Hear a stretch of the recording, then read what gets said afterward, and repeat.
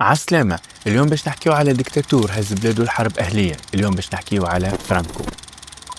تولد فرانكو سنة 1892 وقرأ في الكلية الحربية وتعرف بالقتل والعنف وقمع الثورات كما ثورة عمال المناجم في إسبانيا وثورة الريف في المغرب. وسنة 1931 ربحوا الجمهوريين الانتخابات في إسبانيا والملك ألفونسو 13 تخلى على العرش من غير ما يخلي خليفة، والجمهوريين بدأوا في الإصلاحات متاعهم واللي من بينها إبعاد فرانكو على المشهد. وبعد 5 سنين عمل فرانكو انقلاب على الجمهوريين بمساعدة القوات الألمانية النازية ودخل البلاد في حرب أهلية مشى ضحيتها أكثر من نص مليون إنسان. وبعد 3 سنين من الحرب الأهلية ربح فرانكو قواته القومية قوات الجمهوريين بعد ما قتلهم ودمرهم ونكل بهم وشردهم. فرانكو أحكم بالحديد والنار إسبانيا لمدة 36 سنة وتعرف بغطرسته وبظلمه وبديكتاتوريته. ومن مواقفه السياسية الحياد في الحرب العالمية الثانية والتحالف مع أمريكا في الحرب الباردة. وسنة 1975 مات فرانكو ورجعت إسبانيا ملكية دستورية ديمقراطية بعد ما عاشت ديكتاتورية وحرب أهلية.